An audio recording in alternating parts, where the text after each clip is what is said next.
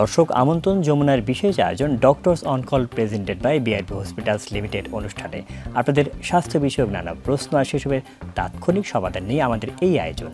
আমাদের এই আয়োজনে থাকছেন দেশ বরেণ্য আর আধুনিক চিকিৎসা বিজ্ঞানের দক্ষ চিকিৎসকরা। এই পর্যায়ে আজ আমাদের আলোচনার বিষয় শিশুর জ্বরজনিত খিঁচুনি। আলোচনার জন্য আমাদের সঙ্গে অতিথি হিসেবে আছেন ডাক্তার নাজনীন আক্তার, সহযোগী অধ্যাপক, শিশু নিউরোলজি ও ডেভেলপমেন্ট। পুরো অনুষ্ঠান জুড়ে আপনার সাথে আছে আমি ডাক্তার আবু সাইদ শিমুল।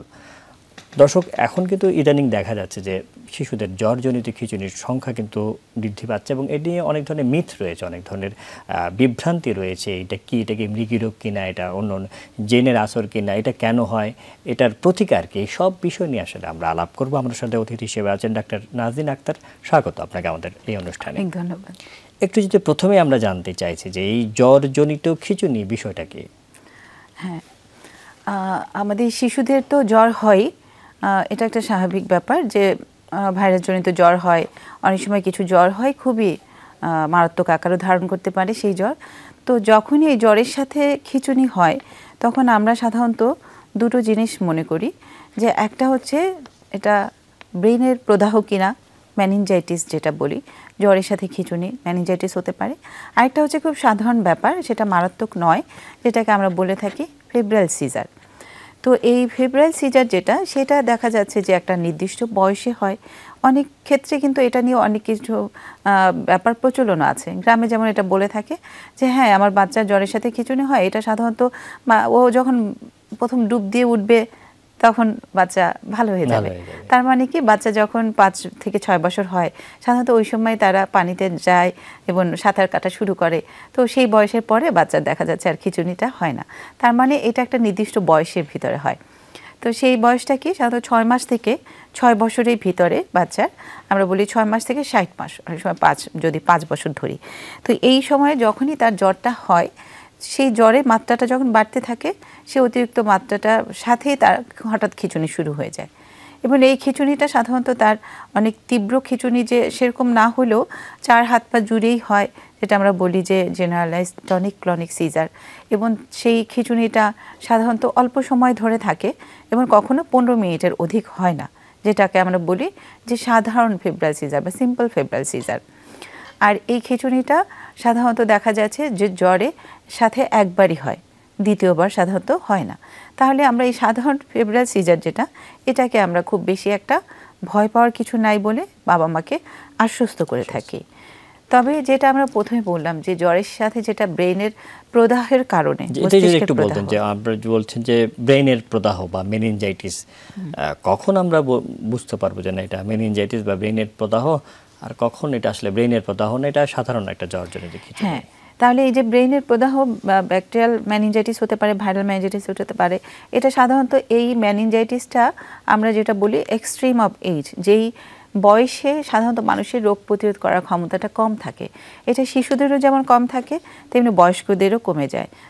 60-70 বছর বয়সের পরে আমাদের বড়দেরও এটা হওয়ার সম্ভাবনাটা বেশি হয়ে যায়। তো এই সাধারণত যাদের ইমিউনো কম্প্রোমাইজ, ইমিউনিটি কম থাকে, যারা একটু ম্যালনারিশড মানে অপুষ্টিতে ভোগে, এইসব শিশুদের ক্ষেত্রে ব্যাকটেরিয়াল মেনিনজাইটিস হওয়ার সম্ভাবনা থাকে। এবং এরাদের কিছু রিস্ক ফ্যাক্টর থাকে, যেমন তাদের আগের যদি ইতিহাস নেওয়া থাকে, দেখা যায় যে তাদের কেউ হয়তো বুকে দুধ ঠিক মতো খায়নি, তাদের ভ্যাকসিনগুলো নেওয়া নেই। এই ধরনের বাচ্চাদের জ্বর যখন হয়, অল্প অল্প করে জ্বরটা বাড়তে থাকে এবং জ্বরের 2 থেকে 3 দিন বা 4 দিনের মাথায় হঠাৎ করে বাচ্চার খিঁচুনিও হতে পারে, অথবা তার আগে কিছু উপসর্গ দেখা দিতে পারে। যেমন বাচ্চা সেই থেকে একটু ছোট বাচ্চা হলে তো বলতে পারে না মাথা ব্যথার কথা, বমির কথা, কিন্তু দেখা যায় ছোট বাচ্চা খুব খিটখিটে হয়ে যায়।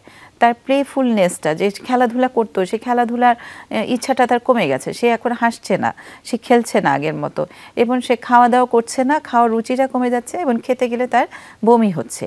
এবং একটু ছোট বাচ্চা হলে আমরা তখন দেখি যে তার অনেক সময় তার মাথার তালুটা ফুলে গেছে। তো এরকম কোনো লক্ষণ যদি হয়, খিঁচুনি হওয়ার আগেই কিন্তু আমরা বুঝে ফেলতে পারি। আর যদি মারাত্মক হয়ে যায় তখনই কিন্তু খিঁচুনিটা দেখা দেয়, এবং এটা সাধারণত জ্বরের প্রথম দিনেই না, 3-4 দিন এরকম সময়টা গেলে এইটা দেখা দিতে পারে। আরেকটা আছে মস্তিষ্কের প্রদাহ, যেটা ভাইরাসজনিত হয়, এনকেফালাইটিস বলি আমরা। সেটা দেখা যায় খুব দ্রুতই বাচ্চা খারাপ হয়ে যায়, তার খিঁচুনি হয়, তার খিঁচুনি, হালকা জ্বর, খিঁচুনি পরে বাচ্চা অজ্ঞান হয়ে গেল। এবং অজ্ঞানটা আস্তে আস্তে তীব্রতর হতে থাকে এবং সঠিক সময়ে আমরা যদি বাচ্চাটার সঠিক চিকিৎসা না দিতে পারি সেই ক্ষেত্রে এই বাচ্চাগুলোর কিন্তু মৃত্যু ঝুঁকি আছে। আচ্ছা, এই যে খিচুড়ির কথা বললেন যে নর্মালি তো অন্য বাচ্চাদেরও তো জ্বর হয়, আসলে জ্বর হলেই কি আসলে খিচুনি হবে? কারণ সবার তো হচ্ছে না, ওর কেন হচ্ছে? এই যে খিচুনি হওয়ার কারণটা আসলে কি, এই বিষয় নিয়ে আমরা আলাপ করবো একটি বিরতির পর। সেই দর্শক, অনুষ্ঠানে এই পর্যায়ে নিয়ে নিচ্ছে একটা ছোট্ট বিরতি, সাথেই থাকুন। Doctors on call presented by BRB hospitals limited অনুষ্ঠানে আপনাদেরকে আবারও স্বাগত জানাচ্ছি। আজকে আমাদের আলোচনার বিষয় শিশুর জ্বরজনিত খিঁচুনি এবং আমাদের সাথে অতিথি হিসেবে আছেন ডাক্তার নাজনীন আক্তার। আমরা খুব সুন্দরভাবে আপনি ব্যাখ্যা করছিলেন যে এটা মেনিনজাইটিস বা মস্তিষ্কের প্রদাহ থেকে এটা কীভাবে আমরা আলাদা করব। আমরা বিরতির আগে একটা প্রশ্ন রেখেছিলাম যে সকল বাচ্চাদের আসলে জ্বর হলেই খিঁচুনি হয় না, কারণ সব বাচ্চাদের জ্বর হচ্ছে, সকলকে কিন্তু আমরা দেখছি না যে তার খিঁচুনি হচ্ছে। কিছু কিছু বাচ্চার আসলে কেন জ্বরের কারণে খিঁচুনি হয়? আসলে এটা একটা, আমরা যদি এক কথায় বলতে চাই তাহলে এটা একটা জেনেটিক কারণ থাকে। তো জেনেটিক কারণ বা জিনজনিত কারণ যেটা আমরা বলে থাকি, অনেক সময় আমার বলে কই আমাদের তো এরকম বংশের ভিতরে নাই, অন্য কারো নাই, তবে বংশের ভিতর না থাকলেও হতে পারে এটা বাচ্চারই হয়তো প্রথম জেনেটিক মিউটেশনটা এই বাচ্চার মধ্যে আসলো। এছাড়া আমরা এই ধরনের বাচ্চা যাদের জ্বরজনিত খিঁচুনি আছে তাদের ইতিহাস যদি নিয়ে দেখি সেক্ষেত্রে দেখা যায় ওর ভাই বোনেরও এরকম ছিল, অথবা ওর কাজিনদের আছে, অথবা ওর মা বাবারও এরকম ছোটোবেলায় ছিল জ্বরের সাথে খিঁচুনিটা। তো এই জেনেটিক কারণটা এটা মানে কিছু আমরা যেটা বলি সোডিয়াম চ্যানেল মিউটেশন, এটা SCN-B মিউটেশন, আবার আছে জেনেটিক কারণ একটা SCN1A যেটা জেনেটিক ধরনের কারণ এই থাকতে পারে, জিনিসগুলো জিনগত যে কারণগুলো ওই জিন দেখা যাচ্ছে যাদের রয়েছে তাদের খিঁচুনি হবে, যাদের খিঁচুনি নাই তাদের হবে না। এটা জ্বরের সাথে কি সম্পর্কিত, অর্থাৎ 103-4 হয়ে গেলে খিঁচুনি হবে এমন নাকি? এরকম না যে অনেকের খুব তীব্র জ্বরের মাথায় খিঁচুনিটা হয়, অনেকের আবার জ্বরটা যখন বাড়া শুরু করে সেই সময় হয়। যেমন এই এখন 99, তার সে জ্বর ভাবটা দেখলো, 99 থেকে 100 উঠতে না উঠতেই তার খিঁচুনিটা শুরু হয়ে গেল। তো সেই ক্ষেত্রে দেখা যায় যাদের এই কম তাপমাত্রাতে খিঁচুনিটা দেখা দেয় ওদের ক্ষেত্রে কিন্তু পরবর্তীতে আবার এই খিঁচুনিটা যে কোনো সময় জ্বর আবার আসলে আবার এই খিঁচুনিটা হবার সম্ভাবনাটা বেশি থাকে। এটা কি আসলে বংশগত কোনো বিষয় রয়েছে যে অন্য কারো যদি বা অন্য ছেলেদের যদি হয় সেটা একটা হওয়ার সম্ভাবনা থাকে। এবং এই যে প্রথমে যে বলেছিলেন যে এটা মৃগী রোগ কিনা, এবং এই জ্বরজনিত খিঁচুনির একটা নির্দিষ্ট পার্সেন্টেজের কিন্তু পরবর্তীতে দেখা যায় যে তাদের মৃগী রোগ হয়। আসলে মৃগী রোগ থেকে এটা আসলে আলাদা কি করা যায়? কারণ মৃগী রোগে তো আসলে খিঁচুনি হয়, এটা তো খিঁচুনি হচ্ছে, কিন্তু এটা জ্বরজনিত খিঁচুনি কেন বলছেন, মৃগী রোগ কেন বলছেন না? এটা মৃগী রোগ বলছি না, কারণ এটা আমরা বললাম যে একটা নির্দিষ্ট বয়সে এটার অনসেট অ্যান্ড অফসেট শুরু হচ্ছে সাধারণত 6 মাস থেকে, এবং বেশিরভাগ বাচ্চাদের 18 মাস বয়সেই দেখা যায় এই জ্বরের সাথে খিঁচুনিটা হয়। এবং একটা ভাইরাস জ্বর হয়, জ্বরের মাত্রাটা যখন বাড়তে থাকে তখন এই খিঁচুনিটা শুরু হয়। খিঁচুনির পরবর্তীতে বাচ্চা দেখা যায় একদম সুস্থ থাকে, ভালো হয়ে যায়। এবং মৃগী রোগের ক্ষেত্রে যেটা আমরা বলবো যে মৃগী রোগ আসলে জ্বরের সাথে হবে না, মৃগী রোগটা এটা হচ্ছে কোনো কারণ ছাড়াই হবে। আমরা এটাকে বলি আনপ্রোভোকড বা কোনো ধরনের প্রভোকেটিং ফ্যাক্টর ছাড়া। যেমন এখানে জ্বর যেটা প্রভোগ করছে, কিন্তু এখানে আমাদের কোনো প্রভোকেটিং ফ্যাক্টর থাকবে না। হঠাৎ করে বাচ্চার জ্বর ছাড়াই খিঁচুনি শুরু হয়ে যায়, এবং এই খিঁচুনিটা বিভিন্ন ধরনের হয়, সেই অনুযায়ী আমরা খিঁচুনিটাকে আমরা ভাগ করি কী ধরনের খিঁচুনি, এবং মৃগীটাকেও আমরা ক্লাসিফাই করি সেভাবে। এবং এটা হতে গেলে এই মৃগীর ডেফিনেশনটা ফুলফিল করতে গেলে আমাদের কমপক্ষে 2টো খিঁচুনি হতে হবে 24 ঘন্টার অধিক ব্যবধানে। প্রথম খিঁচুনিটা থেকে পরবর্তী খিঁচুনিটা ব্যবধান হতে হবে 24 ঘন্টার বেশি। তো সেই 2টো খিঁচুনি হতে হবে জ্বর ছাড়া। তবে কিছু ক্ষেত্রে এরকম হয় যে জ্বরটা কিন্তু খিঁচুনিটাকে ইপিলেপসি যেটা আমরা বলি যে মৃগী রোগ, জ্বর প্রিসিপিটেটিং ফ্যাক্টর হিসেবে কাজ করতে পারে। অর্থাৎ কিছু কিছু ক্ষেত্রে জ্বর থাকলেও থাকতে পারে, থাকলেও হয়তো সেটা ডিফারেন্সিয়েট করার মানে অধিকার একজন বিশেষজ্ঞ চিকিৎসকের। আচ্ছা, এই যে আমরা তো আলাপ করলাম, বিভিন্ন পার্থক্য বললাম যে ব্রেনের প্রদাহ বা মেনিনজাইটিস বা মৃগী রোগ, আমি একটু জানতে চাচ্ছি যে এটাই খিঁচুনি যখন হয় বা বাচ্চার, তখন মা বাবাটা আসলে সীমাহীন উদ্বেগ উৎকণ্ঠার মধ্যে আসলে থাকেন, ওই সময় আসলে কি করণীয়? ওই সময় কী করণীয়, এটা খুবই একটা প্রাসঙ্গিক ব্যাপার, এবং বাবা মাকে এই শিক্ষাটা তো আমাদেরকে দিতেই হবে। কারণ সে প্রথমবার যখন খিঁচুনি হয় সেখানে খুবই উদ্বেগ উৎকণ্ঠা নিয়ে হাসপাতালে ভর্তি হয়। আমাদের তখনই হবে ডায়াগনোসিসটা যখনই কনফার্ম করা হলো যে এটা জ্বরজনিত খিঁচুনি, যেটা ফেব্রাইল সিজার বলছি, তখনই তাকে একটা অ্যাসিউরেন্স, মানে আপনার বাবা মা আপনার কোনো দুশ্চিন্তার কোনো কারণ নেই, এই জ্বরের কারণে আপনার বাচ্চার আসলে মস্তিষ্কের কোনো ক্ষতি হবে না, এই যে খিঁচুনিটা হয়ে গেল, এটার পরে এটার কারণে ওর মস্তিষ্কে কোনো ক্ষতি হবে না। তবে এই ক্ষেত্রে এই বাচ্চার পরবর্তীতে 5 থেকে 6 বছর বয়সের মধ্যে যখনই জ্বর আসবে, জ্বরের সাথে তার এই খিঁচুনি হওয়ার সম্ভাবনাটা আছে 20 থেকে 30% থেকে থাকে। অনেক ক্ষেত্রে দেখা যায় বারবার খিঁচুনি হওয়াটা তাদের সম্ভাবনা আছে। যেমন সিম্পল যেটা বলি, তাদের অনেকের ক্ষেত্রে, বেশিরভাগ ক্ষেত্রেই দেখা যাচ্ছে দ্বিতীয়বার খিঁচুনি হয় না, কিন্তু যাদের বললাম যে অল্প তাপমাত্রায় যাদের জ্বরটা খিঁচুনিটা শুরু হয়ে গেল, ওদের ক্ষেত্রে কিন্তু জ্বর বোঝার আগেই খিঁচুনিটা শুরু হয়ে যায়। তো সেই ক্ষেত্রে জেনেটিক প্রিডিসপোজিশনের ব্যাপারটা একটু বেশি থাকে। তো আমাদের সেই ক্ষেত্রে ওদেরকে বলে দিতে হয় যে আপনি পরবর্তীতে বাসায় জ্বরের সিরাপটা রাখবেন, এবং আমরা অনেক সময় বলে থাকি যে খিঁচুনিটা তো হয়ে যেতে পারে, তাহলে কি করতে হবে, একটা খিঁচুনির জন্য আমাদের কিছু মানে বেনজোডাইজিপাম সাপোজিটরি ফর্মে পাওয়া যায়, সেটা কিভাবে ব্যবহার করতে হয় সেটা আমরা বলে দিতে পারি। এই বিষয়টা কিভাবে ব্যবহার করবে, কতদিন কোন ডোজে ব্যবহার করবে, এই সব বিষয় নিয়ে আমরা আলাপ করব একটি বিরতির পর। শুধু দর্শক, অনুষ্ঠানে এই পর্যায়ে নিয়ে নিচ্ছে একটা ছোট্ট বিরতি, সাথেই থাকুন। Doctors on call presented by BRB hospitals limited অনুষ্ঠানে আপনাদেরকে আবারও স্বাগত জানাচ্ছি। আজকে আমাদের আলোচনার বিষয় শিশুর জ্বরজনিত খিঁচুনি, এবং আমাদের সাথে অতিথি হিসেবে আছেন ডাক্তার নাজিন আক্তার। আপনি বলছিলেন যে ট্যাবলেট খাওয়ানোর কথা, অর্থাৎ বারবার না হওয়ার জন্য একটা ওষুধ দেওয়া হয়, সেই ওষুধটা কি এবং কিভাবে কোন প্রক্রিয়ায় খাওয়াতে হবে, কতদিন খাওয়াতে হবে, এটা যদি একটু বলতেন। ইউজুয়ালি আমরা যেটা বলি যে পরবর্তীতে যেহেতু তার এটা হওয়ার সম্ভাবনা আছে, তো আমরা মেইনলি কিন্তু যার এরকম হওয়ার সম্ভাবনা আছে এই ধরনের প্যারাসিটামল বা এই যে আমরা যে খিঁচুনির জন্য যে ওষুধটা দিয়ে থাকি, কোনোটাই কিন্তু এটাকে খুব বেশি প্রতিরোধ করতে পারে না। তবে যেটা প্রথমে অ্যাসিওর করতে হবে যে আসলে এই খিঁচুনির জন্য তার তেমন কোনো ক্ষতি হবে না। তারপরেও যে এটা বললাম যে খিঁচুনি হওয়াটাই তো একটা বাবা মার জন্য একটা পীড়াদায়ক ব্যাপার, তো সেই জন্য আমরা বলে থাকি তাপমাত্রাটা একটু কমালে বাচ্চাটা আরাম হবে। তো আমরা প্যারাসিটামল 3 বেলা করে 3 দিন আমরা দিয়ে রাখি, এবং ডোজটা বাচ্চাটার ওজন অনুযায়ী নির্ধারিত করে দিবে তার চিকিৎসক। এবং আমরা সাথে একটা বেনজোডাইজিপাম অথবা ওই গ্রুপের ওষুধ আমরা দিয়ে থাকি। যদি আমরা ডাইজিপাম গ্রুপটা দিই তাহলে আমরা 3 বেলা করে দিয়ে থাকি, 3 বেলা করে 3 দিন।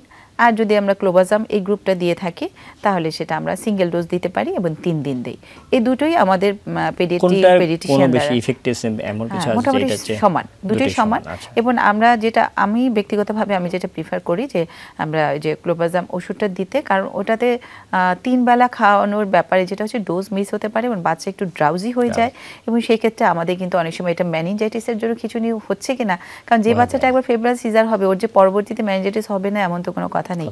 তো সেই ক্ষেত্রে আমাদের এই সাবধানতার জন্য আমরা এই সিঙ্গেল ডোজটা, এবং যেই সময় প্রথম জ্বরটা দেখব সেই সময় জ্বরের সিরাপের সাথে আমরা ওই ট্যাবলেটটা খাইয়ে দিই, এবং পরপর 3 দিন একই টাইমে সেটা মেনটেন করার জন্য। যদি বলতেন যে দেখা যাচ্ছে একটা বাচ্চা জ্বর হলো, জ্বর 5 দিন 7 দিন 8 দিন রয়েছে, সেই ক্ষেত্রে আসলে কতদিন খাবে? হ্যাঁ, সেই ক্ষেত্রে অবশ্যই একটা বাচ্চার আমরা তো প্রথম 3 দিন এই খিঁচুনিটা যাতে না হয় সেটার জন্য তার সাবধানতা অবলম্বন করা, এবং 3 দিনে মোটামুটি যদি খিঁচুনিটা না হয় আর হওয়ার সম্ভাবনাটা নেই বলতে গেলে, যদি এটা মেনিনজাইটিস না হয়ে থাকে।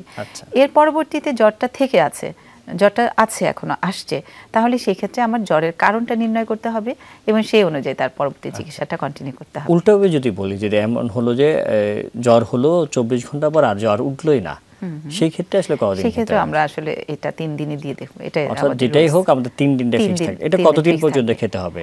3 দিন ধরে কত বছর বয়স পর্যন্ত? সাধারণত ওই যে বললাম 6 মাস থেকে 60 মাস বয়স, এই সময়টাতেই আমরা এই প্রোফাইলাক্সিসটা মেইনটেইন করতে বলি। আচ্ছা, এইটা আমরা তো এই অনুষ্ঠানের শুরু থেকে আপনি মা বাবাদের আশ্বস্ত করার জন্য বলছেন যে এই যে জ্বরজনিত খিঁচুনিতে খুব বেশি ভয় পাওয়ার কারণে, কিন্তু কিছু কোন কোন ক্ষেত্রে আমরা বলবো যে না, একটু আমাদের বোধহয় একজন আপনাদের মতো যারা চিকিৎসক রয়েছেন, শিশু নিউরোলজি বিশেষজ্ঞ, তাদের একটু শরণাপন্ন হওয়া উচিত। খিঁচুনিটার কেমন হলে বা কোন কোন বিষয়গুলো একটু তাদের দেখতে হবে? খুবই সুন্দর একটা প্রশ্ন। যেমন এই যে জ্বরের কথা আমরা বললাম যে জ্বরের সাথে যে খিঁচুনিটা, একটা হতে পারে ফেব্রুয়ারি সিজার সিম্পল, কিন্তু আরেকটা কিন্তু আছে তার বিপরীতে, যেটা হচ্ছে কমপ্লেক্স। যেমন খিঁচুনিটা যদি একদিক থেকে হয়, ফোকাল সিজার যদি হয়, এবং এটা 15 মিনিটের বেশি সময় ধরে পারসিস্ট করলো, অনেকক্ষণ আধা ঘন্টা হয়ে গেল খিঁচুনি কমছে না, সেক্ষেত্রে অবশ্যই আমাদের চিকিৎসকের বা শিশু বিশেষজ্ঞের শরণাপন্ন হতে হবে।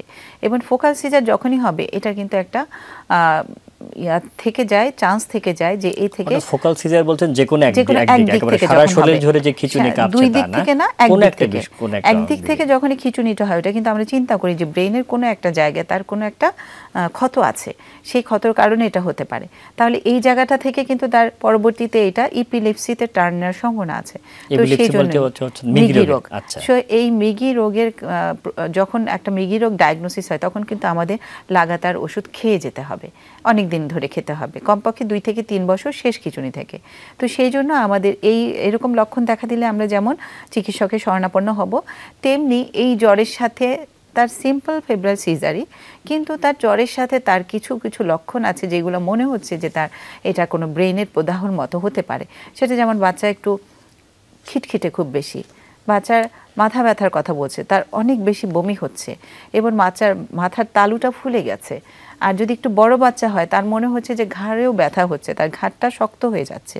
এই ধরনের কোনো লক্ষণ দেখা দিলে, খিঁচুনির সাথে এই ধরনের লক্ষণ থাকলেই আমরা অবশ্যই, অথবা তার সেন্সটা একটু কেমন যেন, সে ঘুমিয়ে পড়ছে বেশি, ড্রাউজি হচ্ছে, ড্রাউজি থেকে তার লেথার্জি এবং অজ্ঞানের মতো হয়ে যাচ্ছে, এরকম লক্ষণ দেখা দিলে যত দ্রুত সম্ভব আমাদের একটা হসপিটালে অ্যাডমিট হতে হবে। আচ্ছা, খুব সুন্দরভাবে বলছেন। এই যে জ্বরজনিত খিঁচুনি, এটা প্রতিরোধের জন্য কি কোনো টিকা, কোনো ভিটামিন বা অন্য কোনো বিষয় কি আছে কিনা? আসলে এটা বললাম যে জেনেটিক কারণ, যেমন ইপিলেপসি, যার মৃগী রোগকেও আমরা যেমন প্রতিরোধ করতে পারি না, তেমনি আমরা এই ফেব্রাইল সিজারটাকেও প্রতিরোধ করতে পারি না। এটা যখন হবে তখন এটা প্রতিকারের ব্যবস্থা যাতে বারে বারে না হয় সেই জন্য আমাদের ব্যবস্থা নিতে হবে।